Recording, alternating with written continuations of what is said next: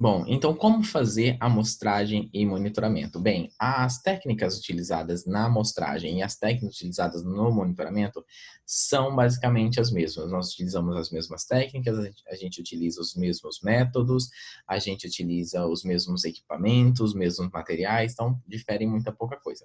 Isso acontece porque o monitoramento, ele só ocorre porque teve amostragem. Então, todo monitoramento ocorre através da amostragem. Nem toda amostragem é monitoramento, mas todo monitoramento ocorre por meio de amostragem. E aí vem a questão, por que devemos monitorar? Quem deve monitorar e o que acontece se não monitorarmos adequadamente? Bom, por que devemos monitorar? Nós já vimos anteriormente que é a questão do conhecimento biológico mesmo, né? Então, nós precisamos conhecer a espécie, nós precisamos saber o valor da espécie, precisamos saber como que a espécie responde a mudanças climáticas, mudanças ambientais, mudanças antrópicas. Nós precisamos entender como que qual que é a composição da população, como que funciona, como que ocorre a reprodução. Então, conhecimento biológico mesmo. Por isso, nós devemos monitorar. Então, para entender as questões relacionadas à espécie, ao biológico da espécie. Quem deve monitorar? Geralmente, quem faz isso é o profissional formado na área da biologia. Nós temos alguns outros profissionais que têm licença para fazer monitoramento de alguns organismos, né, de algumas espécies, mas quem faz na sua totalidade, quem tem licença e quem pode assinar relatório, quem pode assinar trabalhos técnicos desenvolvidos nessa área são os biólogos. Então, todo biólogo, para fazer isso, ele deve ser formado e ter um registro válido junto ao Conselho Regional de Biologia. Tem que ter a sua carteirinha, sua carteira de biólogo, né? Carteira de identidade profissional do biólogo, tem que ter licença para coleta.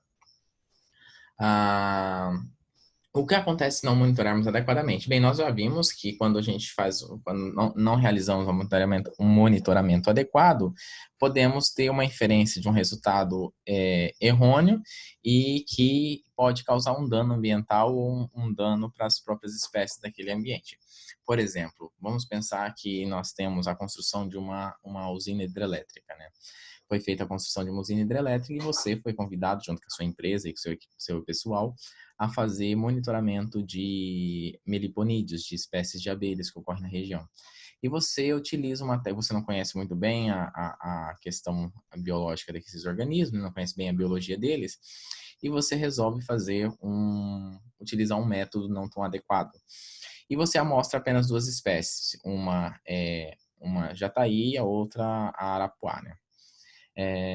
E você percebe e aí você escreve seu relatório e manda dizendo que o empreendimento pode acontecer porque a diversidade não é muito grande, as espécies que ocorrem ali é uma espécie abundante, que ocorre em muitos locais e que não vão sofrer muito com o impacto. Bom, foi esse seu relatório. Só que você não utilizou a metodologia adequada. Ao fato de você não ter utilizado uma metodologia adequada, garante que faz com que você deixou de amostrar pelo menos umas 30 espécies diferentes de abelhas indígenas sem ferrão. E algumas dessas espécies são endêmicas daquele local. E na hora que o empreendimento ele é instalado, quando ocorre a supressão vegetal onde ocorria esses organismos, você escrevendo seu relatório dizendo que aquela espécie não ocorria ali, que as espécies não ocorriam ali e que o empreendimento poderia ser instalado, você e faz com que haja um impacto ambiental muito grande e a extinção de várias espécies, então tem uma perca biológica muito grande. Então é isso que acontece quando nós não monitoramos adequadamente. E o que nós devemos monitorar? Bem, nós devemos monitorar todas as espécies biológicas ou não? Como que funciona? Nós temos que entender que nós moramos num país mega diverso, é um país rico em espécies e com abundância de espécies muito grande, então uma diversidade muito grande. Então, só para ter uma ideia, o Brasil abriga 15% de todas as espécies vivas de animais e plantas do mundo. E dentre elas, não diferindo muito do resto do mundo, a fauna de invertebrados ela é a mais abundante de todas. E essa fauna de invertebrados sofre os impactos. As faunas de invertebrados são a fauna que mais sofre impacto no Brasil, por exemplo, vamos pensar nas abelhas, como que a mecanização, que é como a alteração ambiental do uso e cobertura do solo, causa impacto nas populações de abelhas. Então, nós temos uma perca muito grande de abelhas, o uso de inseticidas nas lavouras, então, o agronegócio, a construção de grandes monoculturas, isso causa um impacto muito grande na, na, na biodiversidade de abelhas. E aí, a perguntinha, o que devemos monitorar, né? Então, sabendo disso, que nós somos um país mega diverso, com uma infinidade muito grande de espécies de animais invertebrados, de ictiozoários, nós pensamos o que nós devemos monitorar. Nós vamos monitorar todas as espécies ameaçadas? Lembrando que nós somos um país mega diverso, com centenas de milhares de espécies. Então, nós vamos conseguir monitorar todas as espécies. Nós vamos monitorar as espécies presentes todas as espécies presentes na área estudada. Nós conseguiríamos monitorar todas as espécies vivas presentes na área a ser estudada? Ou será que nós iremos estabelecer espécies e áreas prioritárias para fazer as análises, para fazer os estudos? Ou nós iremos monitorar somente as espécies presentes em unidade de conservação? Então, nós temos que pensar e levar isso em consideração na hora de montar o nosso monitoramento. A partir disso, depois que nós definimos aquelas perguntinhas básicas ali, aqueles pontos básicos, nós temos que definir alguns critérios para iniciarmos nosso monitoramento. Nós temos que analisar o objetivo da pesquisa e ação, se essa pesquisa ou se essa ação que você vai realizar, ela é para um empreendimento, essa assessoria, você vai prestar consultoria para um empreendimento, esse empreendimento, que tipo de empreendimento é? Uma usina hidrelétrica? É uma fábrica de veneno? Então, nós temos que levar em consideração tudo isso para pensarmos em ações para mitigar o máximo possível os impactos que aquilo ali possa causar no ambiente. É para uma unidade de conservação? Se for para uma unidade de conservação, você tem que pensar estratégias de monitoramento, porque a unidade de conservação ela tem uma série de restrições para você realizar dentro. Até mesmo para você, pesquisador, fazendo monitoramento para esses ambientes. Para uma pesquisa, pura e simplesmente para uma pesquisa, daí você vai utilizar outras metodologias, talvez, você vai utilizar uma metodologia talvez mais rigorosa, enfim, tem que pensar em tudo isso. Você também tem que pensar no qual é o grupo a ser monitorado e amostrado. De preferência, você faça isso com espécies que você tem conhecimento biológico. Então, você seja especialista ou que você tenha conhecimento, que você já tenha trabalhado alguma vez, para você não fazer o que nós falamos anteriormente, que é utilizar a metodologia inadequada para monitorar o grupo. Então, por exemplo, você vai avaliar ocorrência de espécies de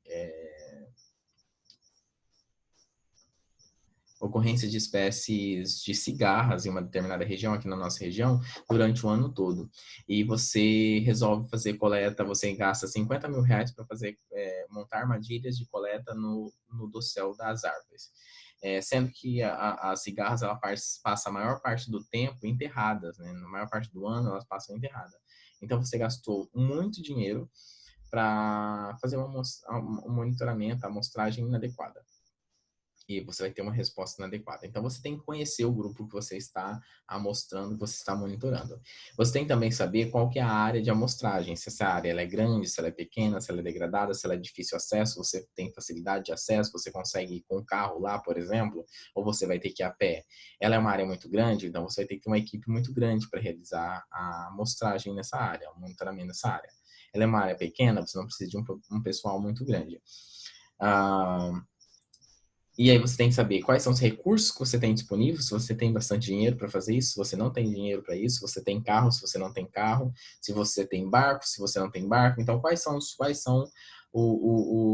recursos que você tem disponível? E aí, saber qual que é a melhor logística também. Você vai definir qual que é a melhor logística.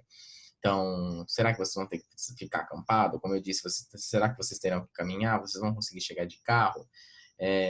Vocês vão precisar de vários carros para levar a equipe pessoal para campo.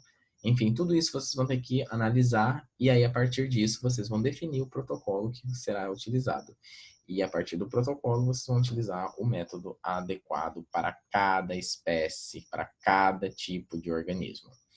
Então, dentro do protocolo, dentro do método, a metodologia adequada, você vai fazer um desenho experimental adequado anteriormente, com base no conhecimento biológico que você tem da espécie. A espécie, ela é uma espécie de área de floresta mais ou menos densa, não muito densa, como assim, uma área, elas preferem ambientes de borda, uma mata em regeneração, ou ela prefere ambientes savânicos, ambientes de pastagem totalmente aberto, com bastante entrada de luz solar.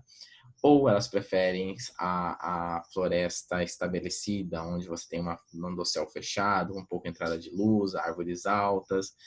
Ou são espécies que essas espécies elas gostam de ficar associadas ao dossel, elas gostam de ficar numa região intermediária, no dossel de árvore, no dossel de arbusto, você tem que saber disso.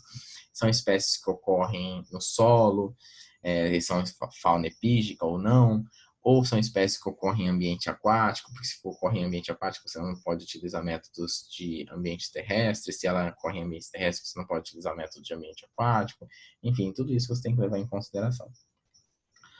E aí, a partir disso, você vai definir os métodos adequados para cada tipo de organismo. Então, se é organismo aquático, você vai utilizar métodos aquáticos. Se são organismos terrestres, você vai utilizar métodos para organismo terrestre. Se forem organismos que voam, vocês vão ter que utilizar métodos para coletar animais que são alados. Então, no transecto terrestre, geralmente a gente vai... isso aqui é a metodologia do PELD, tá? Projeto Ecológico de Longa Duração é o mais utilizado nos empreendimentos. A maioria dos empreendimentos utilizam esse tipo de transecto, esse tipo de sistema de coleta. E geralmente você não vai fazer, a partir dele, você não vai fazer uma coleta só de um tipo de organismo ou de um grupo de organismo. Geralmente são associados vários pesquisadores, especialistas de vários grupos diferentes, fazendo monitoramento de vários grupos diferentes. Então, vai ter pessoas fazendo monitoramento de aves, vai ter pessoas fazendo monitoramento de mamíferos, de herpeto, lagartos, anfíbios, enfim. Vai ter pessoas fazendo de artrópodes, então utiliza esse mesmo transecto. Então, nesse caso, se constrói uma trilha reta de GPS com 1 metro de largura e 5 km de extensão. Ao longo da trilha vão ter várias estacas demarcando a distância em relação ao início. Então, você tem uma estaca inicial no início, demonstrando o início da trilha, né? Ponto zero. Depois, aí vai ser a critério da empresa ou a critério do pesquisador, ele vai colocar estacas a cada 10 metros, a cada 100 metros, a cada 50 metros, enfim, do jeito que bem entender. Só para qual a função dessas estacas? É para você ter uma noção de qual é a distância que você está, você avistou, coletou, amostrou determinado organismo, qual é a distância que está esse local de avistamento, de coleta, de monitoramento do início da trilha. Como eu disse, ela tem que ter 1 metro de largura, então não deve se cortar mais do que 1 metro de vegetação. E aí essa vegetação, a vegetação que é cortada, é toda a vegetação menor ou igual a 10 centímetros de diâmetro, a altura do peito, de DAP. Passou de 10 centímetros, é mantida no meio da trilha, independente se ela for uma árvore de 50, 60, de 1 metro de diâmetro, ou se for uma árvore com 20 centímetros de diâmetro. O que é feito quando chega num obstáculo muito grande, por exemplo, uma castanheira ou um mogno, que é muito grande, você para, desvia em torno da árvore e mantém, continua em linha reta até chegar ao fim dos 5 quilômetros. Pode ser que ocorra, pode ser uma trilha só, comprida, ao longo de todo o transecto, ou você pode ter várias trilhas menores perpendiculares à trilha principal. Então, essas trilhas podem ter 5 metros, 10 metros, vai a critério do pesquisador, do coordenador da pesquisa. Geralmente, nessas trilhas aqui são instaladas armadilhas. Pode também ter o caso de ter várias trilhas de 5 quilômetros laterais umas às outras e transectos perpendiculares cortando e ligando essas trilhas umas às outras. E aí se faz a coleta, geralmente faz a caminhada ao longo da trilha principal e fazendo esses quadrantes aqui.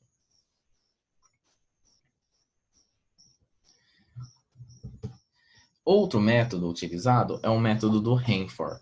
É muito utilizado e legal. Esse método PELD do Hanford, ele permite que haja comparação com outros estudos em outros países, porque eles são muito facilmente comparáveis e facilmente replicáveis. O método do PELD, geralmente ele utiliza áreas, demarca áreas de 1 hectare, de 100 por 100, quadrados de 100 por 100, de 100 metros de lado, e depois ele subdivide em várias parcelas menores no interior. Então, isso aqui é feito demarcado, coloca-se estruturas metálicas, estacas de metal ou cano de PVC, ao longo de todos esses cantos aqui, a todas essas arestas, e depois liga elas com fitas ou com barbantes. É ligado e vai demarcando e formando as parcelas.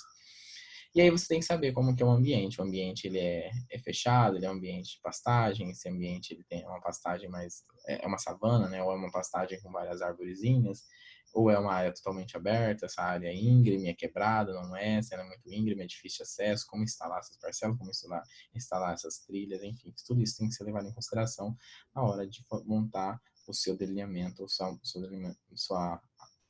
seu protocolo de amostragem. Em ambientes aquáticos, nós seguimos o mesmo padrão. Então, só que ao invés de andar em linha reta, porque a maior parte dos rios eles não são retos, né? Ele forma meandros, porque geralmente eles ocorrem em planícies, principalmente aqui na nossa região. Os trechos são demarcados trechos ao longo do canal, então segue-se a direção do fluxo d'água e vai marcando os trechos, esses trechos também previamente estabelecidos, pode ser de 10 metros, 100 metros, enfim, coloca-se, pode até colocar estacas ao longo do rio, demarcando onde é que ocorre cada trecho, ou marca com GPS. E aí vai fazer as coletas nesses trechos ao longo do comprimento do corpo d'água. Pode também colocar armadilhas, geralmente no rio se coloca armadilhas, porque não é tão fácil de você coletar busca ativa, né, no rio, a não ser que você utilize pulsar ou outro material, outro equipamento. E as armadilhas têm que ser pensadas de acordo com a ordem do corpo d'água. Então, se são rios de maior ordem, tem que ser armadilhas maiores. São rios de menor ordem, utiliza armadilhas menores. Também pode fazer observação direta ao longo do rio, mas não é muito comum isso para coleta de equidistosor, de organismos equidistosor. Geralmente utiliza-se armadilhas, seja armadilhas ativas ou armadilhas passivas.